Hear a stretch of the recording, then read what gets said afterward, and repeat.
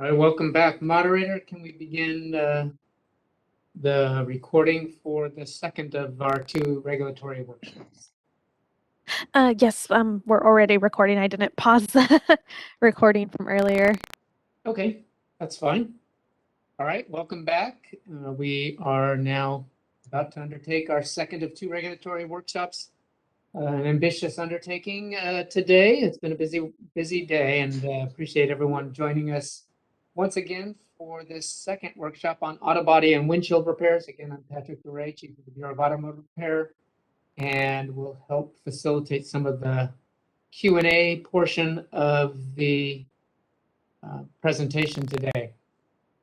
Joining us from the Bureau of Automotive Repair's Technical Training Unit are Michelle Wolkin, a program representative supervisor in the Technical Training Unit, as well as Mark Guess, who is an auto body specialist with the Bureau for many years. Welcome, both of you. Look forward to the presentation today, and we'll look forward to all the comments that we anticipate as a result of the presentation. We've already gotten a few in writing leading up to today's presentation. So why don't you both take it away? I'm not sure exactly who's going first, Michelle or Mark, but you guys have probably worked this out ahead of time. Let's turn it over to both of you. Thank you, Pat. This is Michelle Wolkin. As mentioned, I'm the supervisor of BAR's Technical Training Unit.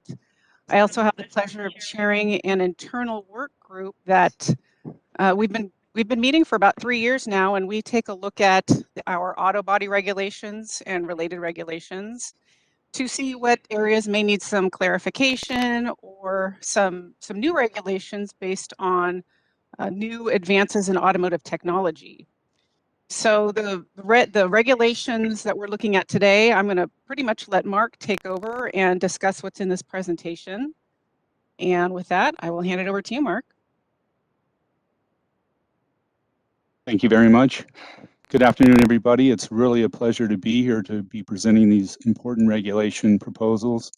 It's been a while since the collision work groups had an opportunity to speak, and I look forward to passing along some of the things we've been working on lately.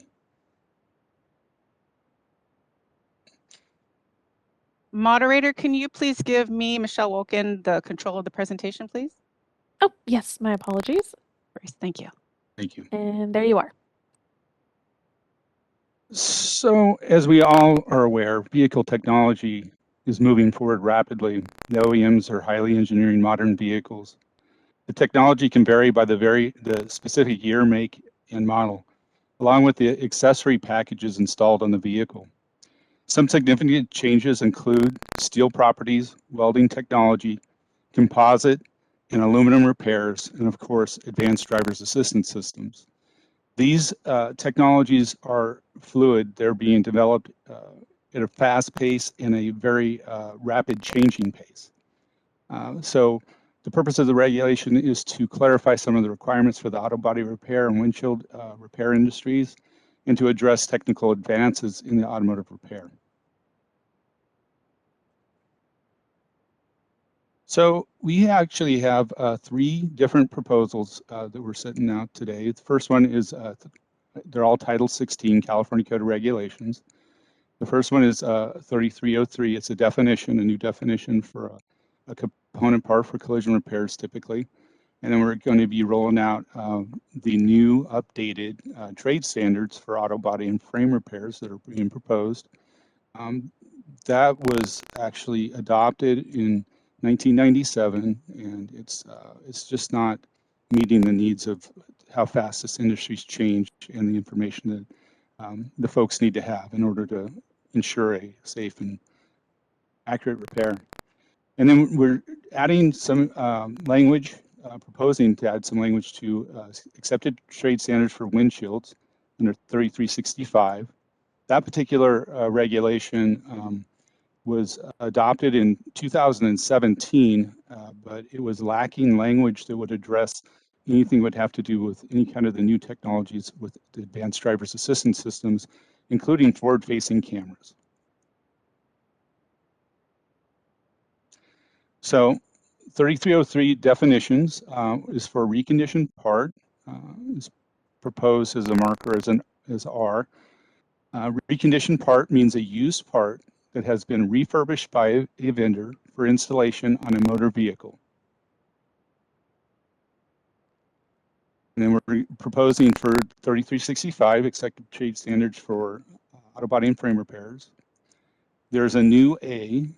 We use some language from the existing language, the accepted trade standards for good and workmanlike auto body and frame repairs shall, struck out, include, and this is all new language, be performed in accordance with the OEM service specifications or generally issued guidelines by the vehicle manufacturer as follows. This actually is creating a list, and when you see the list, it's mainly about structural kind of issues and things that are very technical in repairs. It doesn't really encompass what type of parts are being used. So if we can, so we struck out A and replaced it with 1 in repair procedures, including but not limited to section of component parts, existing language, and struck out all the other language that was existing or is currently in regulation. And then struck out B and added 2. And of course, the application of all corrosion protection, and struck out the other language. And then number 3, repair or replace procedures of structural components. Number 4, repair procedures for all welding, including appropriate weld types, weld locations, and weld specifications. Number 5 is repair procedures for aluminum, bonding adhesive panels, carbon fiber, or fiberglass repairs. And then we added B, which is where there are no OEM service specification repair procedures or OEM generally issued guidelines by the vehicle manufacturer. The vehicle shall be repaired using nationally distributed or periodically updated service specifications or guidelines that contain a repair methodology that ensures the vehicle's structural integrity and safety. And then we added C, proposed language of automotive repair dealers performing auto body repairs, auto body and frame repairs shall not use repair specifications, repair procedures, or install a replacement part that would cause a vehicle to not function as designed and or compromise vehicle safety. And we moved on to some updates for the windshield regulations of 3365 Ccnr. Point 1. So this section shall apply to the installation and repair of motor vehicle windshields. And then this was added, and just C is just kind of an identifying the area in which we changed, but it's an automotive repair dealer performing windshield installation shall. And pretty much it was a cleanup of the language. Number 3, we changed provide an estimate. Instead of saying per, we added the word pursuant to, and then we struck out this subsection of the law symbol and added the word section. And then number 4, in invoice, it's the same situation, changed the same terminology, removed per, added pursuant to, and then struck out section or subsection and added the word section. And then lastly is D, automotive repair dealers performing windshield installation or repair shall not use repair specifications, repair procedures, or install a replacement part that would cause the vehicle to not function as designed or in a manner that compromises the vehicle's safety. So that's our contact information. That's the PowerPoint presentation part. Obviously, you can contact Michelle Wilkin, myself, or Lucy in our regulations department. Before we go into the comments, I would like to say that these are just rough draft proposals. They're certainly not in stone. We're certainly for the stakeholders' input is very important in these regulations, and we anticipate that there will be changes along the way. And so with that, I'll take public comment or comment. Yeah, thank you, Mark and Michelle. Very much appreciate getting a presentation done very quickly so we can allow for sufficient time for comments and questions. Let's start with our advisory group members. I'm trying to see if I see any hands raised. Anticipating. Oh, I do see a couple of them. David Robinette with, let's start with iCar. David Robinette. Thank you. I'm trying to get my camera to work here for a second. Okay, there we go. I appreciate in general what's being done here. In general, what I think I'm seeing, and Mark, perhaps you can be sure that I'm on track with these thoughts that I have. I'm noticing with a lot of the changes that you're making or proposing here, that these changes are pursuant to the fact that the cars today are built differently with different construction materials, and so the repair processes have all had to be changed out and maybe even categorized now, where there used to be a very basic set of skill sets and tools, and you could repair most vehicles regardless of the make and model if you had certain just basic knowledge. And now we're breaking things out into very specific subcategories for structural and for different types of welds and different kinds of repairs involving adhesives and bonds and that sort of thing.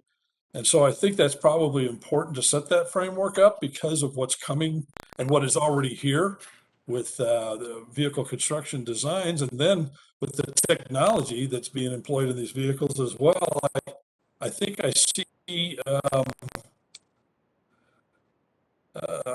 let's see, under 2, number 5B says there are no OEM service specification, where there are no OEM certification procedures or OEM general guidelines. I think that paragraph, Mark, correct me if I'm, that's a paragraph 2, and then paragraph performing auto body frame should not do that may compromise the safety of the vehicle. So that don't, and just kind of putting those two together so that whatever is determined as the best repair process identified through the OEM, or in the cases where maybe there isn't one, looking for some other documentable tested procedure that can be employed to reasonably drive the decision for the repair in the industry, and then tooling up for that and following suit. So that's just some initial thoughts about this. I think it's good work at this point, and ultimately in a good step in the right direction. I'm thinking as these cars get more sophisticated, if that's even possible, it sounds like they're going to be flying before we know it. But that said, there'll be repair processes for the flying cars too, no doubt. You can always hope so. Thank you so much for your comment, and you're spot on with the thought process. The thought process in creating this kind of language was to tighten up where it needs to be tightened up, and don't touch the things that don't need to be touched. For example, I mentioned it before, it's like parts. The Bureau has never been worried about the type of part as well, as long as it is described and authorized and invoiced. And in the folks at the insurance company, I know that they're well aware of the Fair Settlement Claims Act, or regulations, everybody was talking about it. Let me find it a second. 2695.8, and that would be in G of that, whereby there's certain parameters for using different parts other than OEM. The way it's written allows for that, and it's not an issue with that at all. So you bringing that up, I believe that, I will just say, in mentioning the kind of just to set a foundation of history, in about 1978, I started in the collision industry, and probably in 80s and 90s and all the way through some of the early 2000s, it was really challenging to get any kind of repair methodology or procedure from an OEM. It was like non-existent. So at that point in that time, we would lean heavily on ICAR and their principles. And it has totally reversed in this industry because ICAR now points, they have a lot of information and a lot of good information, but they point towards what the OEM's saying first and what the repair methodology is first. So I thank you for your comments. Thank you, Mark, for the response. Let's go to another bar advisory group member, Jack Mulladonov with the California Auto Body Association. Thank you. Thanks, Michelle and Mark, for the presentation and for the work you've done. I do have some comments and some questions. I guess it'll be easier if we just follow the slides, and I'll start from the beginning. Again, not necessarily importance, but let's start with page 4. Yeah. I guess my question with reconditioned part, not necessarily the definition itself, is just the reason why we're defining reconditioned part. Is there a particular issue that enforcement's seen with reconditioned part? Because I ask, because I know in the regulation we also have a rebuilt part as well, and that's not defined. We also, as you know, use the term remanufactured part, and that's not defined anywhere either. I'm not sure why we're picking out reconditioned part. Okay, great question. Thank you, Jack. Hope all is well. So reconditioned parts in auto body typically are either like wheels or front bumper, rear bumper covers, sometimes headlights, things of that nature. And if you have a DRP contract or a direct repair program that you're on, they will typically, whenever they write an estimate, the insurance company, it'll give you a list of potential vendors to purchase a part from.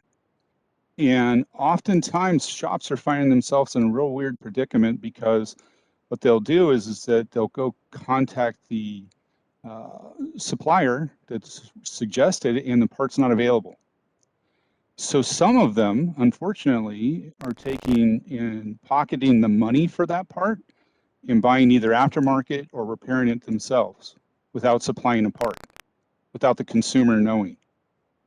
And it's pretty rampant in some areas more than other in California. In the 18 years that I was doing field enforcement, I saw it all the time. It was included in many formal accusations and formal disciplinary actions. So it's something that needed to be addressed because I just can't reconcile in my head that somebody can take the labor op money to replace the reconditioned part and then actually put the part cost in their pocket and fix it themselves.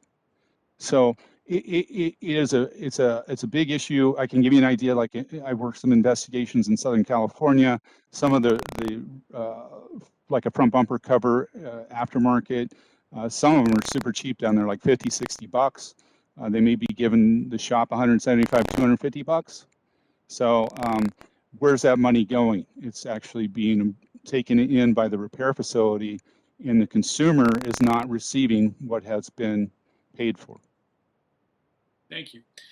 The next page, page 5, which 3365, I want to make a comment on that and just a bit of history, because that's a really important section. That sets the standard for auto body repairs for the state. And that came about in the 1990s. It was based on a Senator Craven bill. There were stakeholder meetings where the insurance companies, the auto repair shops, BAR, consumer groups, we all got together. And I was involved in this, in developing 3365. And it was in the 90s. And we spent hours, I mean hundreds of hours, to come up with a definition of what the standard is in California. And we wanted to come up with a definition that would be a living document. In other words, we knew back then technology was changing. We knew that.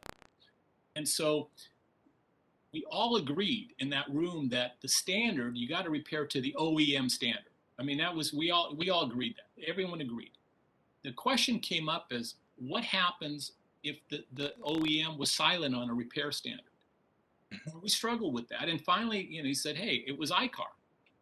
And And the definition you see is basically you got to meet the OEM, and if you don't, if the OEM is silent, then you go to, and we define ICAR without saying ICAR, because you can't have a monopolize ICAR in the regulation. It's sort of like what the state legislature does when they want to give money to the LA, the city of LA. They say, hey, a population of over 18 million or whatever, but they're really describing LA. Well, here we were describing ICAR, and ICAR was described as, it was national distributed and periodically updated service specifications that are generally accepted by the auto repair industry. So that was it.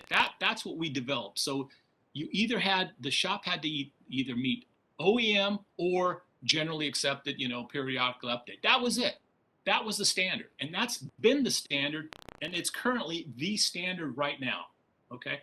And from my understanding is that it still is working fine. So, anytime I see 3365 being tinkered with, I'm concerned because that also 3365 is tied into the insurance regulations. So when insurance companies prepare estimates, they got to meet this too. They're tied into 3365. So I just wanted to give you a little background on 3365 and how important this is. And anytime we tinker with it, it's got to be for a really good reason. And so, in any event, I just wanted to give you that background, and then go to the next page, or at least, on page 9, because so this is where this thing is changing now. You stretched it out, in terms of how to do it. So now the way I read the standard, you're changing it. You're basically saying in here it's either and you've changed it around by saying whether no OEM or generally accepted, periodic updated, or the third standard, you have sort of a third standard which says on the bottom, it says, or guidelines that contain a repair methodology that ensures that the vehicle's structural integrity and safety. So I know what the intent is here. The intent is obviously to do a safe, proper repair. I get that. I'm with you, Mark. But the way it's written here, this or guidelines, whose guidelines? Is it the ARD's guidelines? The ARD thinks, hey, this is fine, I've done it a few times. Or is it the insurance company? Or is it the BAR? So this, in my opinion, I know it's designed to protect consumers, but the way it's written, I think it's a big loophole. I think it's a way that shops or insurance companies can come up with a standard that they say, hey, we think it's the methodology in this repair, we think it's safe. We can glue the roof on the car. We think it's fine. We've done it before. We think it's safe. So very concerned about that. And I wanted to bring it up. I wanted to tie into the history and let you know that this is something that you got to take another look at very carefully, Mark. Because I think it raises an issue when you start talking about guidelines, whose guidelines, and I think it's open-ended. So anyway, I just want to make that comment on that. No, thank you very much for your input. If I can explain or guidelines that contain a repair methodology that ensures the vehicle's structural integrity and safety, it's actually leaning towards ICAR again without saying ICAR. They have what they call best practices, and that's where maybe even Mr. Robinette can chime in after I'm done, but they have best practices for like sectioning a component. If you've sectioned the part first, and then you have to resection the part again in the same area, the best practices identifies that and gives you a repair methodology to complete that repair. The OEMs will never tell you that. Typically it's to change like the mating steel that's already been burned through and stuff like that. So I will totally take your input and we'll look into that and we'll bring it back to the work group. But what I'm trying to get is I'm trying to set those 3 standards, because there are 3 standards, and I'll run them down so that you kind of get an idea what the thought process is. So obviously you have OEM service specification repair procedures. That would be like for your frame rails and stuff like that and installation of that. Then you have a general guideline. Let me give you an example. On a 2017 Honda Civic, in the rear frame rails, okay, frame rails, if you have a vehicle that has a lift gate, they come with a lift gate or a deck lid. If you have a vehicle that is a lift gate, we lost our power. I apologize. That's why I'm chuckling. It's a 590 megapascal steel, which is still a high strength steel. But if you have a deck lid car, it's the first time in the world that they put a 1500 megapascal steel in the rear of this vehicle. So each car has its own repair methodology and the ability to whether you can straighten it or have to replace the whole component and all kinds of very specific things. On that same vehicle, when you get into a quarter panel inner structure, that inner structure goes up and into the roof line. And also it intrudes into areas where to change that component, it would be pretty much economically unfeasible to repair the car, make it a total loss. So they allow a general guideline to section that part. And it's just pretty much where it's feasible or where it's appropriate, wherever you need to. And it's a totally accepted repair standard. So those are two of them. And then the next one that's coming in is folks like ICAR that has their best practices. In other entities as well. You could be using a urethane, for example, or a bonding adhesive, and somebody should be responsible for making sure that that bonding adhesive is being applied as per whatever the manufacturer of that specific product is making. So there's a lot of stuff to consider in this, and it's not an easy task to not harm the stakeholders in any way or force their hand or put a regulation up that doesn't protect the general public from these unsafe repairs. The gentleman that spoke earlier, Jesse, I couldn't agree with the guy more. He's like talking about safe and getting people injured and all that kind of thing. I have a big passion for that, as you probably know, Jack. And I will totally, if you have suggested language or anything like that, we'll certainly consider it, okay? Well, I appreciate it, and again, I think with the intent here, I don't question the intent. I think the intent is to protect the public, protect everyone, make sure the repairs are done correctly, safely. There's no doubt about that. I just want to make sure when I and it's the lawyer in me when I see language like that, and I think, okay, here's an opportunity to have a loophole. I see these things, and when I see I said guidelines. Well, my first question is, whose guidelines? I mean, are they mine, yours? I mean, so just like things tighten up, so at least there's no ambiguity there. So I appreciate it, and I know you'll take these comments to heart. Let me just go back to the previous page where you specify the list, and I think it's page 8 yeah. So. I understand what you're doing, trying to break this thing up. The only comment I would make here is that once we get, it's always striking the right balance. You want to make it specific enough, but not too specific where we have to keep on coming back and updating regulations, because regulations take a long time. And so, with regard to number 4, okay, and listen, I know technology is changing really quickly. I know we're all focused on welding and all that. Well, who knows? Maybe the OE downlight comes up with some kind of super adhesive. It's not welding when you put in these cars. Who knows? So I don't. Again, I think this is just my opinion. I think 3365 covers this broadly. I know you're trying to lay it out specifically, but I wanted you to at least, once we get too specific, then if technology changed, we got to go back and change it. For example, number 5 too. We're dealing with I know aluminum right now, carbon fiber.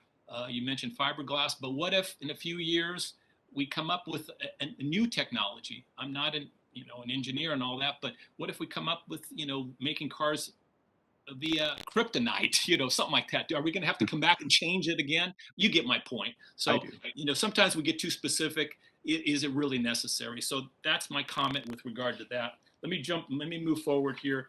A couple of additional comments on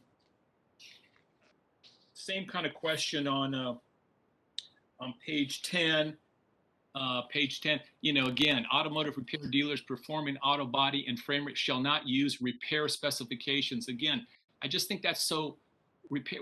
Whose repair specifications? The insurance companies, the shops. I mean, I just think it needs to be.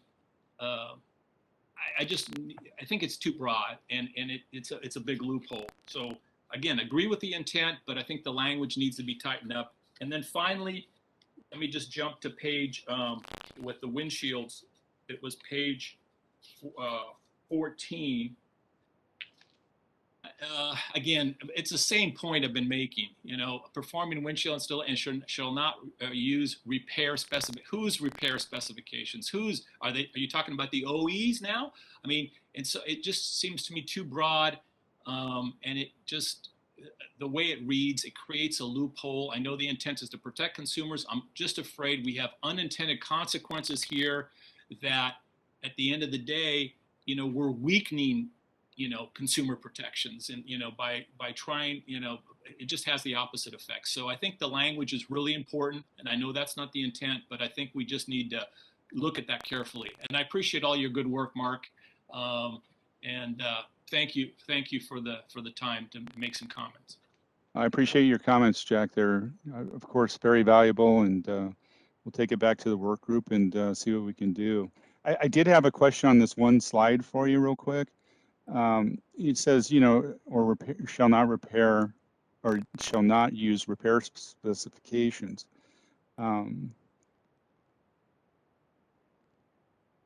If it could be more to where that language was shall not use or not, I don't know. I had a thought and I lost it. I apologize. That language I know is a little loose. I get that. So we'll work on that. Okay, thank you, Mark. Thank you, Michelle, as well. Thank you. Thanks, Jack. Let's go to Gary Conover with the California Automotive Wholesalers Association next. Oops. Okay, great. Thanks, Pat, for working on my promotion there. I agree with probably all of Jack's. I say all because I'm not in the repair side of the business, but do understand where Jack is coming from on these, and definitions and reference to specifications are important to our sellers.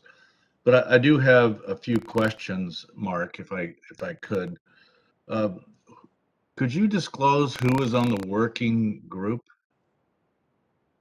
Oh, for the collision work group?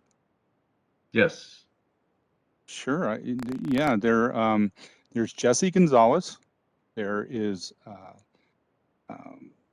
doggone it, what can I think? We have Adam Marquez. Adam Marquez, So and then go ahead. This is Michelle here. I'll turn my camera back on. My mind was somewhere else. Hi. Okay, so we have a really great complement of internal staff that work in this internal work group, including Mark, who you are all familiar with. We have some program representatives that have collision repair experience in their former lives as techs, which are Jesse Gonzalez. He works out of our Fresno field office. We have Adam Marquez, who works in our Sacramento field office. We have Michael Colazzi, who works in our Sacramento field office. And then we have a couple of our program managers in the enforcement division, Jaime Ramos and Wayne Ramos. And then we have our legislative expert, Lucy. And I butcher her last name every time I try to say it, so I just call her Lucy. So that makes up, Mark, unless I'm missing somebody, the complement of our internal work group. We can expand on any other questions you have from there, sir, if you'd like. Well, I guess what I'm wondering is, at what point was industry going to be included? And I guess this is it. This is a public workshop. Yeah. So we're responding to internal communications and designs by the staff of BAR. Is that accurate? Yeah, that's usually how the regulation process works. Unless there's a specific proposal that's been thrown our way, usually it's, I guess the expectation is that BAR will work on some draft text and then bounce it off of our industry and other interested stakeholders for feedback. And that's And all we've done then here. what is the timeline set up? Is there a solid, in concrete timeline for adoption of the regs? None. None. There's nothing driving this in statute other than our group felt the need to update our regulations. I think there were some comments from various industry members about maybe some outdated features of our regulations. It's entirely possible. That's my recollection, at least. But I'm hearing there's still time to comment and submit proposals Oh, absolutely. in an open-ended timeline process. Yeah, there is nothing driving no deadline in statute or anything, even internal to the bureau that's driving this. I'm not aware of anything that's deadline that we're trying to meet. We're just in the first early stages of moving forward with a proposed regulation. Okay, that's perfect. A couple of other things very quickly. Mark, you mentioned, and I think in your remarks on one of your earlier slides, that these don't reference, they don't really encompass parts that are being used. I don't know if you recall saying that. I'm not sure what that means. Well, we've already received some information and letters relating to the concern was raised about whether or not they could still use different types of parts on vehicles other than OEM. And this regulation proposal, it has nothing to do with changing the type of parts that are being installed. It was raised by an insurance company. The insurance company has their regulations I mentioned before, the 2695.8G, or excuse me, 8F. No, it's G. I'm sorry. G actually covers how they can do that. There's 8 different items in there, requirements they have to meet to use something other than an OEM part. Okay. So in reference to this the repair standards that you're talking about, it includes both mechanical and collision parts.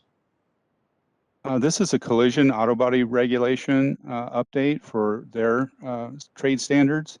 If they're using a mechanical part, that's a whole different scenario. Okay, and then my last area then are the codes that auto body repair shops need in order to both assess damage to the car, certain particular parts, as well as begin repairing the part. And if they can't get the code from the manufacturer, it's very difficult for them to even accomplish the job. We do know that certain parts talk to each other. That's what codes access that, not collision parts. I believe that's an accurate statement. But if a repair shop cannot obtain the codes, and this is still happening nationwide, then they can't even begin the repair process. So in your working group, have you talked about the relationship, the nexus between repair codes and being able to finish the job according to the standards that you're suggesting be implemented? That's a broad It's been, I'm sorry to cut you off. Yeah, in the group, it was briefly mentioned, but I have been doing my own independent look into that based on, the advanced driver assistance systems. Like you have to get I believe it's called a lock key or a key to get into like Chrysler vehicles and stuff like that, to be able to read codes and be able to scan the vehicle and all that kind of thing. And it is definitely problematic because there is a charge with that. The charge for Chrysler, I believe, is about $50 for the year. So it's a nominal fee for that one, but some of the other ones are quite expensive. So yes, it is a consideration. Yeah, if you can't obtain the codes, you can't even start the job. The car then, whoever repairs it, defaults to repairing it based on OEM standards. So non-OEM repair procedures like iCar can't even be used. Yeah, I will tell you this. When we mention iCar, iCar is a valuable tool to the industry, but currently they're pointing towards OEM specifications. They don't prescribe a repair methodology other than that, best practices where they've gotten a quorum of folks together in order to be able to decide and figure out what is best for a scenario that the OEMs never cover. Okay, I appreciate that clarification. Thank you. I'm done, Pat. Thank you. Thank you, Mark. Thank you. All right, thank you, Gary. I'm gonna get ready to open it up to any questions or comments from the public. I think I saw a hand raised, but let me just make sure I still see hands raised by Dave. Jack, any last thoughts or additional thoughts before we move on? Dave, you good? I didn't know if Jack had any more comments. I just had one or two quick ones. Actually, in line with what Jack was talking about earlier, I appreciated his comments about being maybe a little bit broad in some of this, in the sense that maybe there may be some loopholes, whose standards, whatever. And by the way, in quick response back to Gary, you're right. iCar standards? No, there are no iCar standards. There's OEM that iCar puts into curriculum, and that's what we do, but we don't establish the standards per se. So I appreciate that clarification. But back to Jack's comment, or comments about loopholes and what have you. I do know that when we're talking about repair processes, I have run across some situations where some shops will say, well, hey, OEM car A says it's okay for me to go ahead and use a welding procedure to attach a structural part to the vehicle. OEM B that might have a very similarly built vehicle says, no, that's a rivet bonding process to attach virtually the same kind of part.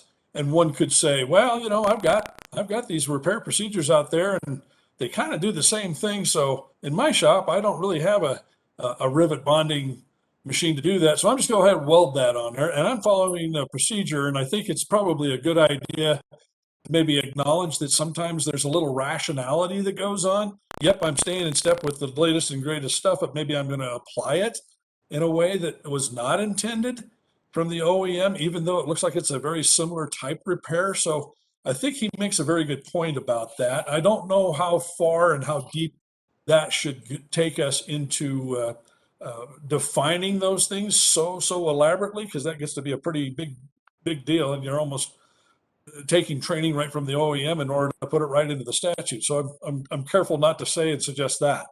But with the repair materials changing and the procedures changing, and they're being very vehicle specific, I think it really does point to downloading and finding out what those repair procedures are. And I really loved another comment that Gary made. He says, when you're replacing parts on cars anymore today, those parts talk to each other. They didn't do that back in 1990. They just don't, or didn't back then, but today it's a new deal. So a little refinement probably is in order. And again, I applaud at least the step in this direction that Mark and his team has been taking to at least identify it and get it out on the table so it's not so ambiguous out there. So to Jack's point, yep, I think maybe we need to look at it a little further with some good input from folks like Gary and Jack and others. And on the other hand, it could be simply stated, just fix the car right. So it's a good quality repair. And without definition beyond that, we're really not defining anything other than what I think, you think, he thinks, she thinks.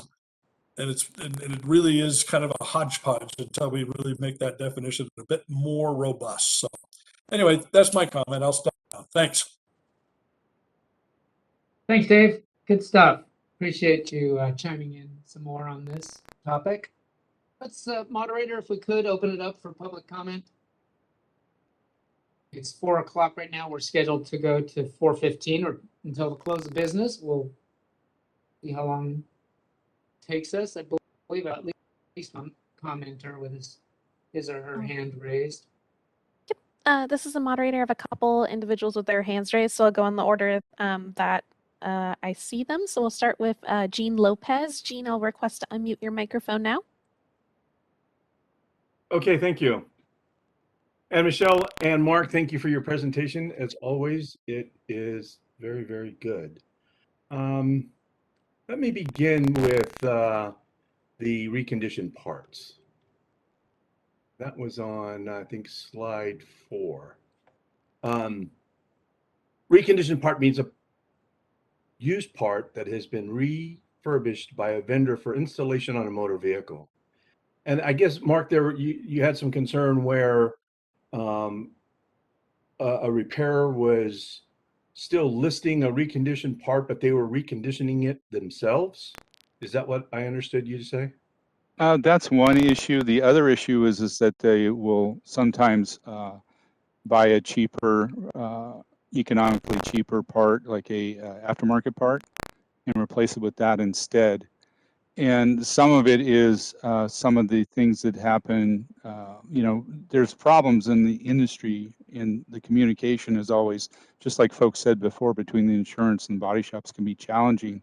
But when a document tells them or points the shop where to buy that reconditioned part, and it's not available, some of them honestly just kind of go, okay, well, I'm just have at it. I'm going to take the money and run.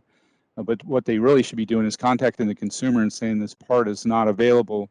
I'm going to work, with the insurance company to find out what we can do, and actually change the method of repair. And prior to doing that repair, it's obviously doing, do the change method, get authorization and invoice for it, and make sure that the insurance company understands what they're doing as well. Got it. Okay. I was just concerned that you were limiting the repairer to reconditioning a part themselves, but that would mean instead of listing a part used as described, but more so involving labor to repair the part. So now we're That's absolutely true, Gene. It's if you're fixing the part in-house in your shop, that's a repair. So yes. Yeah. All right. And I agree with Jack as usual. But I'm still concerned about even when 3365 was adopted and the term generally accepted, that doesn't seem like it's that far away from or guidelines. Now, I know that the phrases are different. What was that on 9? Yeah, so the vehicle shall be repaired using nationally distributed and periodically updated service specifications or guidelines that contain a repair methodology that ensures the vehicle's structural integrity and safety. It just doesn't seem to me that it's a whole lot different than 3365 the way it is now, where we've stricken shall be performed in accordance with OEM service specifications or nationally distributed and periodically updated service specifications that are generally accepted. And I always had concerns about generally accepted. And I get that it's part of the entire sentence, but very often in the real world, we would have arguments from an insurance adjuster telling us that, no, the way I'm saying to do it is generally accepted. And that's always been, someone used the phrase heartburn earlier. It's always been heartburn for us because because you see it as generally accepted doesn't mean that's the right way to do it. And I think Jack's concern about or guidelines is certainly a big loophole. So I concur with Jack on that, and that we should probably take a closer look at that phrase or that portion of 3365 as it's being introduced, and perhaps tweak that a little bit. And so I have that now. I'm skipping back and forth. I'm going to go back to the welding comments. Repair procedures for all welding, including appropriate weld types, weld locations, and weld specifications. That's the one that, so weld specifications can be pretty broad. And do we need to be more specific there? It's something to look at. I mean, if you're looking at it in its totality, for the entry language to that, which would be on page, I believe, 5. The accepted trade standards for good and workmanlike auto body and frame repairs shall be performed in accordance with the OEM service specifications or OEM generally issued guidelines by the vehicle manufacturer as follows. And then when we go back down to, I believe, what page is that on? 5, 6, 8? Sorry. 8.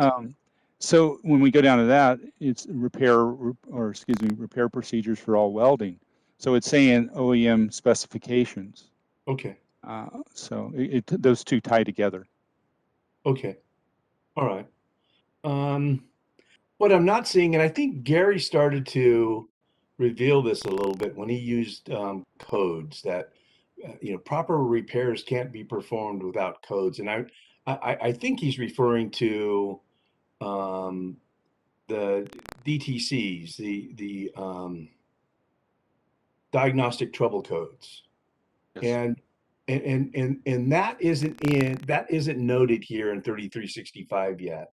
And I know we're getting there, but as long as we're open for conversation, I think, well, vehicle manufacturers today are subscribing to the use of scanning vehicles, both in a pre-scan mode and a post-scan mode. So prior to disassembling the vehicle, you run a scan and check for DTCs, and after reassembly, you scan again, checking for DTCs, and that's not in here, and I wish it was.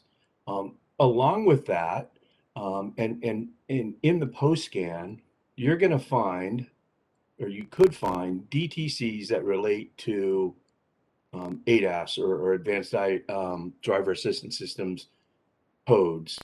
And we're not addressing that yet, and I wish we would. And so thank you for your comments on that. Thank you, Gene.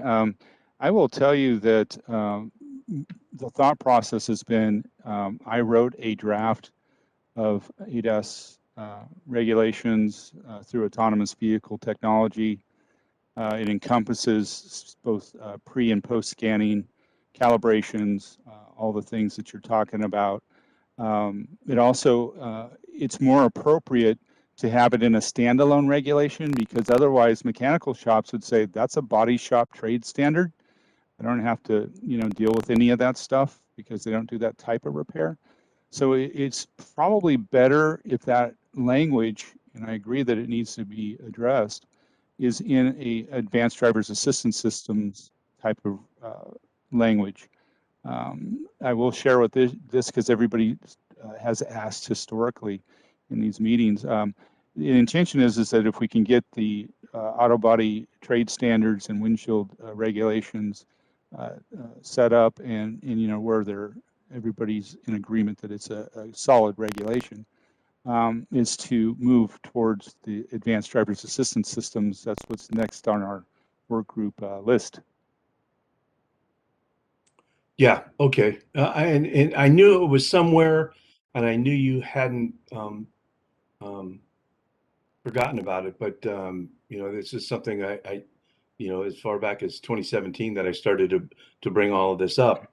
And while Jack is married very much to 3365, I certainly think that there is some room now for some amendments to it. So thank you for all your work, and thank you for allowing me this time. Thank you, Gene. I appreciate it. Yep. Thank you very much, Gene, for your comments. And yeah, there's a lot of interest in addressing different aspects of the collision repair regulations that are out there. And we just felt it best to kind of tackle this in phases, as Mark alluded to. And I think something, as you've pointed out, Gene and Mark has mentioned, relating to ADAS is forthcoming. We just want to tackle some of the other issues first. But the internal work group is aware of it and discussing it and probably working on some draft language for a future workshop. We are. All right, let's see, moderator, any other public comments? Yes, we will next move on to Mark Secton. So Mark, I will request to unmute your microphone now.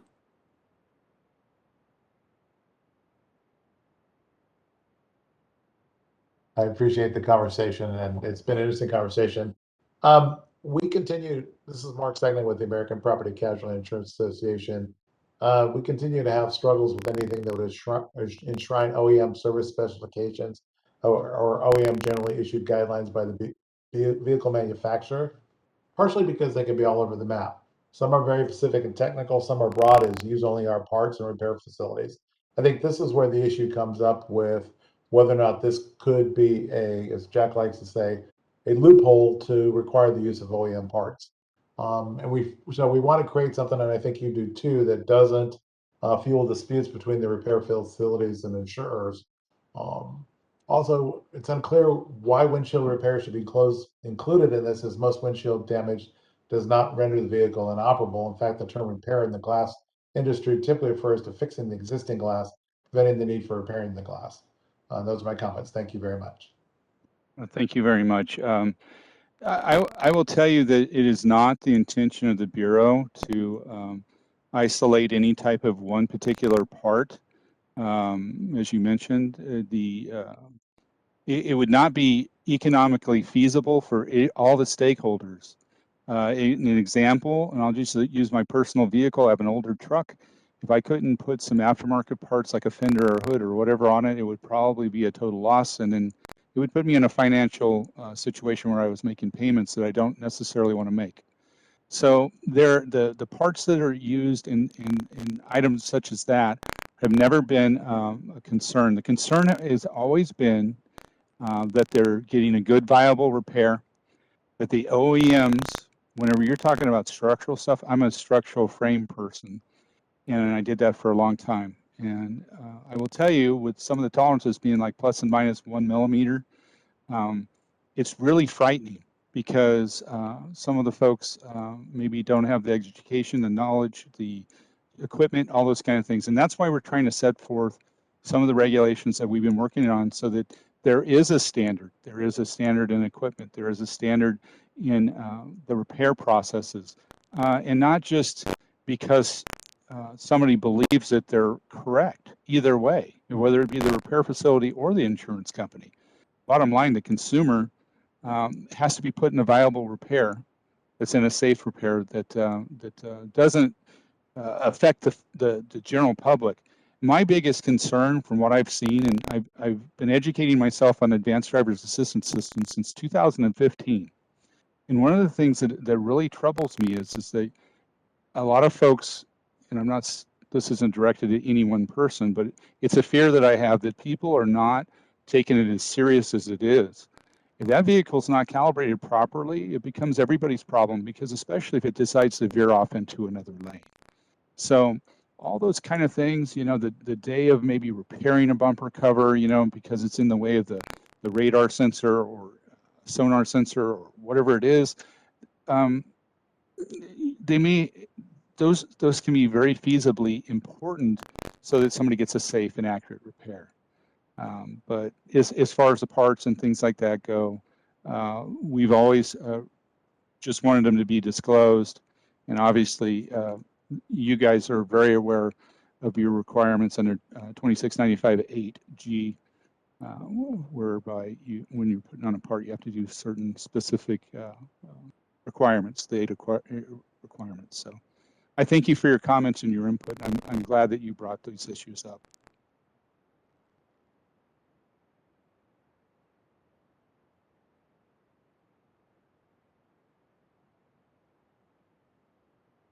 Additional comments from the public, moderator? All right, we will be moving on to our next individual's requested public comment. Jacques Navant. Jacques, I will be requesting to unmute your microphone now. I appreciate the time, guys, and in the interest of time, I'll try not to throw a hand grenade in the room. Via email, I submitted, just for a little bit of background, my name is Jacques Navant. I'm on the board of directors for the Auto Glass Safety Council, and I'm the chairman of the Auto Glass Safety Council's ADAS committee. And Mark, I would love to throw my name in the hat to help build future standards and help you guys in any way I can with all things ADAS. I'm the technical director for a company called the Calibration Station, which is one of the first standalone ADAS feature calibration specialty shops in California. So I'm really excited that this is all happening. From a windshield standpoint, 3365.1, I think it's mission critical to get something out to the public as soon as possible, because most of these ADS features are tied directly to the glass replacement. And one thing to think about, most of these vehicles out on the road, these keys being handed to 16, 17-year-olds out there, those vehicles have features. And my concern is a lot of those features aren't being addressed and or repaired properly. So I hope the group takes the time to look over the proposal I emailed in, and it's just an honor to be here with you guys. Thank you so much. Well, thank you very much for your comments. I had a brief opportunity to read what you wrote, and I appreciate your input. I will tell you that, again, we're not against like an aftermarket windshield and things of that nature, but when the fret or the actual camera mounting area causes the vehicle not to recalibrate that forward-facing camera after replacement is done, there's some very big concerns in that. And I know that a lot of folks are moving towards making sure that things are calibrated and pre and post scanned and all those things, but there's other folks that just disregard it. And it's a pretty scary world we live in until everybody gets up to the same amount of knowledge and speed on these technologies that are ever evolving, seems like primarily almost daily. But I thank you for your comments. It's terrifying. I'd love to help. Let me know how. Well, thank you. I might just take you up on that, sir.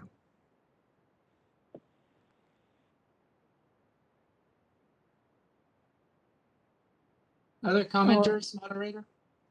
Yes. Next, we'll be moving on to Scott Zazik. And Scott, I will be requesting to unmute your microphone now.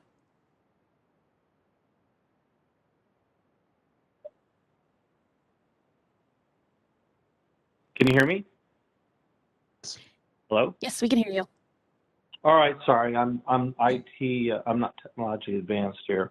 I don't disagree with anything Jacques just said, but I think my comments that I submitted on behalf of Safe Flight Group, in the scope of the purpose of the regulation, if we are talking about addressing the advancement in not just vehicle technology, but glass technology, ADAS comes to the forefront. And I won't take up a lot of time. My comments include our thoughts. We've been advocating legislation throughout the country on consumer protection in terms of quality, safety, and making sure there's transparency so that people understand, A, that their vehicle has some form of an ADAS safety feature, whether the glass shop of choice, we always support consumer preference and choice of where they want to have their work done, but they need to be informed whether the shop has the ability to do it. And if they do, the pre and post scan is critical, and making sure they understand whether that vehicle has been appropriately recalibrated. And that is that's our number one driver right now. The other issue, it's not an issue. The other question I have for Mark, and Mark, I can send you legislation from Utah, New Hampshire, places that we will continue to advance these interests on behalf of consumers, because a lot of consumers don't even know that they have an advanced safety feature that needs to be recalibrated. And all of a sudden, and there were many points made on this call, and I think it was more on a collision repair, but the margin of error for the forward-facing camera is, about the size, a half of a battery. And for every half, the top, not the length, but the width. And for every half a battery, you're talking about, if you're just talking about the braking system, you're talking potentially 30-foot difference in the ability to brake. So it's critical that somebody understands whether their car has been correctly recalibrated or it hasn't, so that they are referred. They signed a disclosure, and then they are referred to a bona fide. Jock's talking about he has a calibration station. They need to be sent someplace where that can be done before they continue to drive, because we do know driving behavior changes, whether someone knows that if they do have a safety feature and they have automatic braking, lane deviation, things like that, they drive differently. And if they're not told whether that system is recalibrated appropriately, they're going to drive in the same behavior, which is extreme safety issue in our perspective. So I agree that, and my comments reflected it. I don't know if there's issues related to what we haven't already done with BAR, which we appreciate the opportunity to participate in the past on the replacement standards. So I go to page 11, and Mark, I think it added is and repair. We're curious, just out of curiosity, are you talking about, I think either Mark brought it up, are you talking about chip repair, or are you just talking about overall repairs that would include replacement and a chip repair? That should have said a chip. Those were in my comments. You don't have to answer. But No, that should have said chip. Sorry. I apologize. So it should have said chip. And I think that, but that also ties in, and I'm sure Jocks agrees with this. It also ties into ADAS, because you should not be doing chip repairs if you're in the vision of the camera. Absolutely. In certain areas, so it's, we operate, the Auto Glass Safety Council, with Jock's reference, they're the secretariat of what we operate under in terms of ANSI standards for both safety replacement and glass repair. And those are kind of standards that our own industry creates. So I don't think anyone wants to deviate from that, but I have no issue with, what's written in your original draft, but I'm more than happy to help you and help the group. We think there could be more meat to the bones, and there should be. And I was on earlier today, and I think they mentioned, was it AB 471? Mm-hmm. And there was a sub 5 that talked about vehicle technology. And I don't know if that is a driving factor that might allow BAR more leeway to address, the consumer protection issues that we're talking about for vehicle glass when it comes to ADAS recalibration. So we're more than happy to share any information you all want, and what we have probably doesn't deviate too much from AGS, the Auto Glass Safety Council. So we're more than happy to help, and I apologize for rambling a little bit. Okay. Thank you, Scott. I appreciate your comments, and you're welcome to put in input. You can always send one of us an email if you have some language you would like to craft, or work it, change the wordsmith, if you will. If you see something that's better, we ultimately want the best product from so that it meets the needs of all stakeholders, and it's super important for the feedback. So thank you for that. No, and I'll just add one more comment, and I apologize.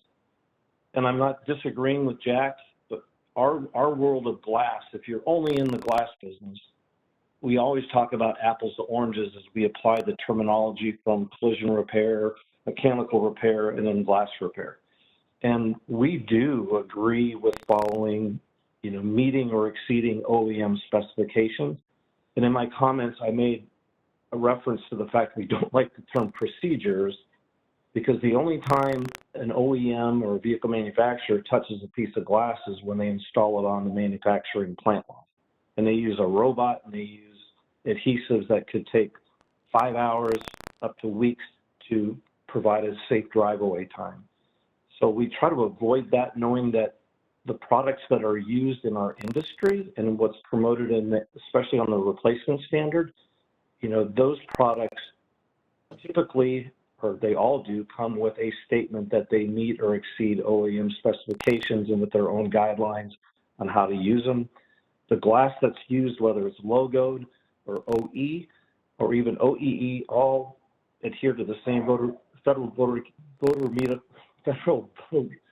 Federal Vehicle Motor Safety Standards, and with that, they come with fit, purpose, and performance statements that also say that they meet OEM standards and specifications.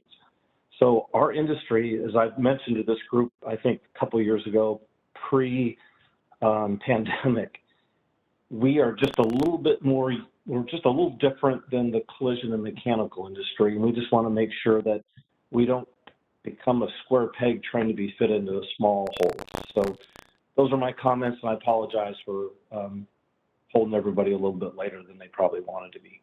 But thank you for the time, Mark, and thank you for what you're doing. We support it, and we SafeLight will provide additional comments and information to you shortly. That is really good to hear. Thank you for your support, and thank you for your information and comments. You bet. Thank you. Thank you. Additional comments from the public? Yes, we have 2 more requests for public comment. Next is Jean Lopez. Jean, I will request to unmute your microphone now.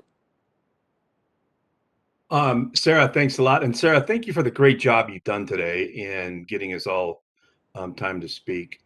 So Mark, what I just wanted to add was, along with ADAS, there are quite a few different emerging technologies.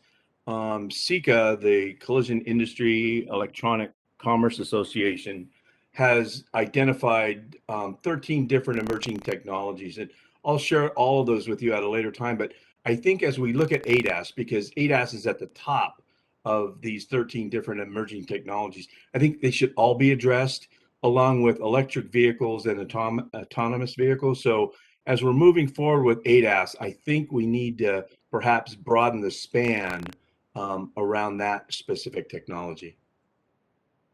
Thank you, Gene.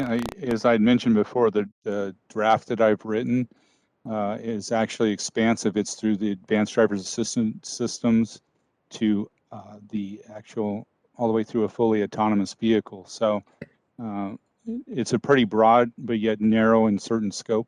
So yeah, I mean, just the top 5 are ADAS, telematics, cybersecurity, electrification, artificial intelligence, and the list just goes on. So we need, I think the bar and the industry really need to encompass all of those while we're looking at ADAS. Well, I appreciate your comments and input, and I'm trying to be a little funny on the late part of the day. I actually have Artificial Intelligence for Dummies, and I read that at home because it's just wanted in a basic format. So yeah, all right. And I'm learning a lot, so we're getting there. Thank you for letting me take some more time. I appreciate it. No problem. Thank you, Gene.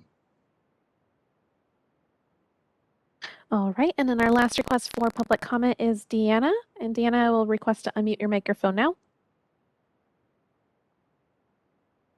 Okay. Hi, everyone. Again, Deanna Latour-Harkeen with the Personal Insurance Federation of California. Just wanted to align ourselves with the comments that Mark Sexton made from APCIA.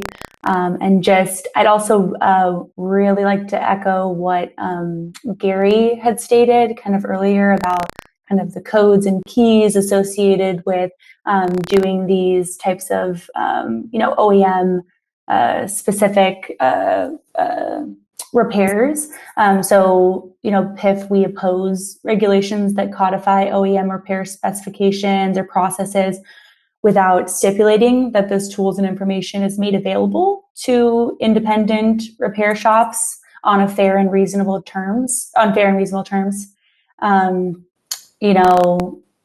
And then I think we've seen, some OEM manufacturers have begun to kind of restrict certain OEM replacement parts to only those repair facilities who meet their internal requirements or their repair specifications. And we think that that could be an instance where independent auto repair industry kind of can lack access to these OEM diagnostic tools, and then it can reduce the affordability of making these types of repairs. So I feel a little bit out of turn talking over like Jack and his auto body repair shop, but that's something that we really strongly believe in, that these need to be made available on a fair and reasonable term. And then, I think efforts to codify these specifications could incentivize and allow OEMs to kind of charge whatever, price is available to gain access to their specifications, which would make it economically unviable for independent shops. So I think that's one kind of just comment. That's something that's very important to us. And then secondarily, a majority of our insurers believe that, following OEM technical repair procedures are important, and that you should, for example, like a step-for-step procedure on how to remove and replace a quarter panel on a particular year. That makes, I think, common sense that, you should be following those types of specifications. But I think conflating kind of position statements or general guidelines, these documents, from what I've understand, aren't typically specified to like a particular year or make or model. And that is why insurers kind of take it as from a broad and general nature and consider them on a case-by-case basis and evaluate specific facts and vehicle equipment and damages kind of as we're going through the repair process. So I think kind of conflating those two is like, that a repair procedure is not the same as just a position statement and general guideline. And so I asked my folks for kind of like specific, if there's any specific language that would, I think to your point, you really care about safety. We really care about safety too. And so allowing for that, but while also understanding that, these guidelines are general and broad in nature. That's why they're not a repair procedure. So yeah, look forward to getting more specific kind of language to you on how we might be able to do that. And I think to Jack's point earlier, I wasn't there, when everybody was talking about this regulation many years ago, but I have come to understand that it was very well discussed between industries to come to a place where people felt comfortable. And so I look forward to also just kind of getting more knowledge about kind of how industry came to that decision and figuring out if there's a way to still keep that intact as we're kind of moving forward. Because yeah, like I said, we care deeply about the safety of our consumers too. Thank you so much for your comments. We appreciate your input. If you have any suggestions or anything, you can certainly put it in an email for us. I'm glad, all parties, I don't know any party that is not concerned about safety for consumers in a vehicle. So, but it's really good to hear that. So thank you for that. Yes.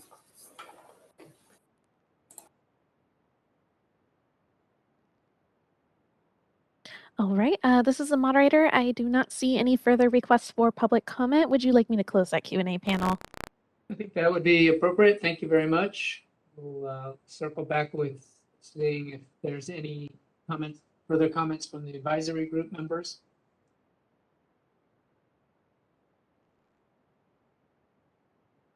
Do not see any hands raised. I think we'll get up on almost coming up to the 5 o'clock hour. So I just want to say thank you to everyone. Thank you, Mark and Michelle, for the presentation. Also to Matt Gibson for the earlier presentation relating to storage fees.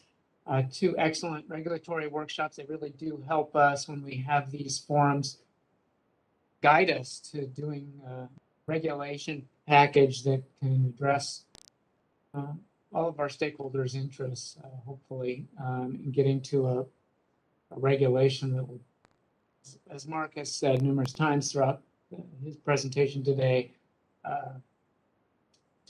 help being in the best interest of consumers. I think we're all on board with that.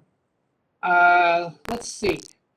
Even though we're going to be closing out the workshop today, this will not be the last opportunity, as I've said. Feel free to shoot us an email. Got the numbers on the presentation, those three are the people to reach out to with respect to this regulation proposal. The discussion does not end today. We'll continue. We'll come back to the group with any refinements or changes or more specificity to any of the proposed text at a future workshop. I don't know how soon that will be. So we got some plans, I believe, for January, our next meeting of the bar advisory group. So it might be tough to get back that soon to the group, but if not January, we'll come back in April. We'll see how fast we can respond to all of the comments that we got today leading up to this meeting. All right, that's all I have. There's no further comments. I do want to say thank you. Gene, I appreciate your acknowledging the efforts of our facilitators or our moderators, Sarah Ronnie and Ann Fisher, and our webcaster, Mike Sanchez. Thank you, all three of you, for fine efforts and support of our meetings today. So I will adjourn the regulatory workshop. We'll look forward to seeing you at our next one, whenever that shall be, hopefully in January. And hope you all have a nice holiday season in the meantime. I know it seems early to be saying that, but this is the last time I'll be seeing many of you until January. Take care. Thank Thanks, you. everybody. Great Thanks, presentation. everybody. Thank Take you. care. Thank you. Thank you very much.